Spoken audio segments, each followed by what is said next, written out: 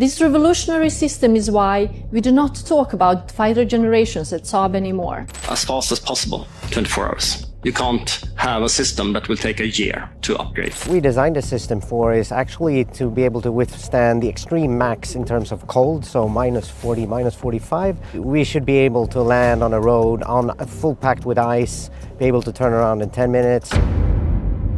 Something that was supposed to be settled has quietly reopened, and the ripple effects are spreading far beyond Ottawa. A defense decision once treated as final is now being re-examined. Not because of politics alone, but because reality keeps pushing back. A Swedish aircraft that many dismissed early is forcing uncomfortable conversations about cost, control, and how Canada actually defends itself. Allies are watching closely. Pressure is mounting behind the scenes, and assumptions that once felt untouchable are starting to crack. The question now is no longer theoretical. It is urgent, and it is impossible to ignore. Did Canada commit too quickly to the wrong path? A Swedish aerospace company has placed a proposal on the table that few in Washington expected to gain traction. Saab has offered Canada a fleet of 72 Gripen E fighters, supported by 6 Global Eye airborne early warning aircraft, alongside a pledge to create 12,600 jobs within Canada itself. On its face, the offer reads like an industrial development plan wrapped inside a defense contract. Yet beneath the economics sits something far more disruptive. The Gripen has a long history of outperforming expectations, and this time, its challenge is aimed directly at one of the most powerful defense ecosystems in the world. Canada's geography has always shaped its security choices in ways few other nations experience. Covering nearly 10 million square kilometers, it stands as the second largest country on Earth. With vast stretches of territory extending into some of the most unforgiving environments imaginable, much of that land lies within the Arctic, where winter temperatures plunge well below minus 40 degrees Celsius. Infrastructure remains sparse, and distances between operational bases stretch hundreds of kilometers. In these conditions, air power is not a luxury or a symbol of prestige. It becomes the backbone of sovereignty. A 2025 report from the Department of National Defence made the challenge unmistakably clear. The Royal Canadian Air Force faces pressure from 2 directions at once. It must secure national airspace across an immense and remote region while also meeting its obligations to NORAD, the joint US-Canada defense system formed during the Cold War. Balancing those demands has never been simple, and by 2021, Ottawa believed it had found clarity. After years of evaluation, debate, and political friction, Canada announced the selection of the F-35 Lightning II. Lockheed Martin's 5th-generation fighter appeared to check nearly every box on the RCAF's list. According to the official assessment, the F-35 satisfied 95% of requirements, while the Gripen E reached only 33%. On paper, the gap looked decisive. The conversations seemed over. The contracts began moving forward, and the assumption settled in that Canada's next generation of air power had been locked in for decades. That certainty began to fracture in March 2025. Defense Minister Bill Blair publicly confirmed that Ottawa was reviewing alternative options, a statement that sent immediate shockwaves through defense circles. Analysts began asking questions that had not been voiced openly before. Were there challenges with the F-35 that had not been disclosed? Had operational realities shifted faster than procurement timelines, or had Canada begun to reassess what it actually needed to defend its territory? The Gripen was not an unfamiliar name, yet its reputation often remained overshadowed by larger and more expensive platforms. That reputation, however, had been built through performance rather than marketing. During the 2006 Red Flag exercise in Alaska, one of the world's most demanding air combat training events, the Gripen delivered a result few anticipated. Reports indicated that the Swedish fighter achieved 10 simulated kills on the first day alone, including engagements against the Eurofighter Typhoon without suffering a single loss. Defense analysts later described it as one of the most unexpected outcomes ever recorded for a 4th-and-a-half-generation aircraft. The pattern continued elsewhere. In a separate exercise involving Norway, 3 Gripens were matched against 5 F-16 Block 50 aircraft, upgraded versions of the American fighter. The results heavily favored the Swedish jets, with reported engagement ratios reaching 5-0 and 5-1. One Gripen pilot was credited with neutralizing 5 opposing aircraft in close-range combat during a single encounter. These outcomes forced analysts to reconsider long-standing assumptions about what determined dominance in modern air combat. Operational credibility followed training success.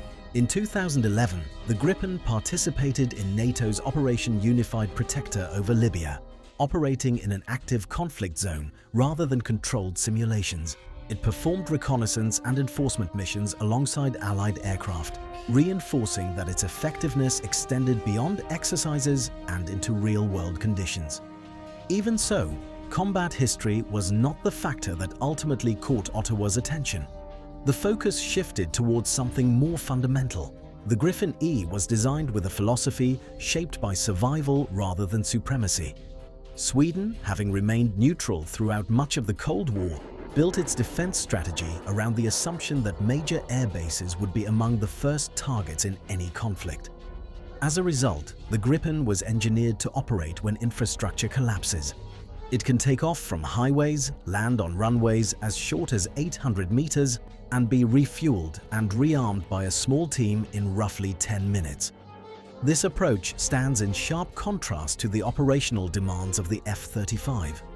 The American fighter relies on longer runways, specialized maintenance equipment, and highly trained crews supported by extensive logistics networks. Defense sources estimate the Gripen's operating cost at roughly $4,000 per flight hour. The F-35, by comparison, ranges between $35,000 and $47,000 per hour, depending on configuration and mission profile. Over decades of service, that difference compounds into billions. For Canada, the implications are not theoretical. Stealth technology has long been promoted as the defining advantage of fifth-generation fighters, and the F-35 remains built around that principle. Yet stealth assumes that enemy radar systems function as expected. The Gripen E approaches the problem from another direction.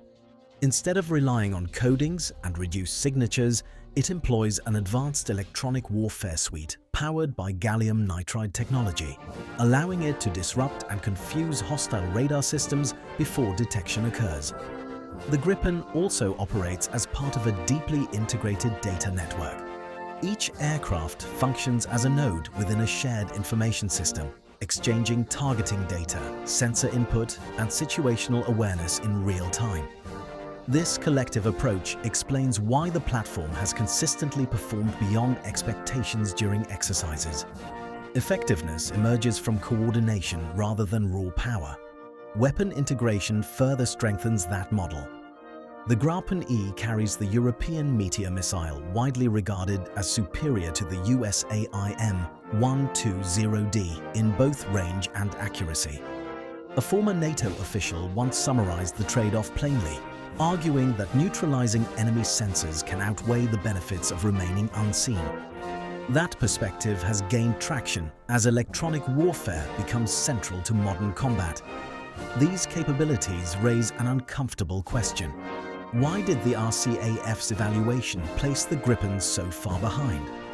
The answer lies less in performance and more in process.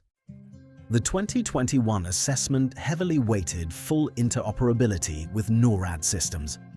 The F-35 was designed from its inception to integrate seamlessly into the US defense architecture. The Gripen, while NATO-compatible, was not built to American standards. Industry experts have noted that when evaluation criteria align so closely with one platform's design philosophy, outcomes become predictable. Another factor further tilted the scales. The assessment emphasized projected performance 30 to 40 years into the future, prioritizing software-driven upgrades and long-term growth potential. The F-35 benefited significantly from those assumptions. While the Gripen was framed as having limited expansion capacity despite its current strengths, this reliance on distant forecasts introduces risk.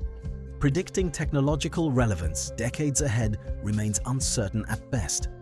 Meanwhile, Canada faces immediate challenges in securing its Arctic airspace. Today, analysts have questioned whether hypothetical future advantages should outweigh proven operational capabilities already available. Saab's March 2025 proposal sharpened that debate. Beyond aircraft numbers, the company offered to assemble and maintain the fleet within Canada, transferring technical expertise and establishing domestic support infrastructure.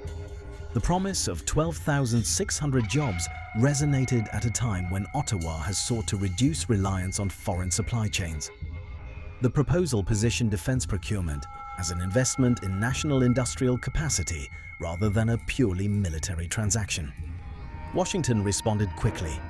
US Ambassador Pete Huxra warned that abandoning the F-35 program could place NORAD at risk.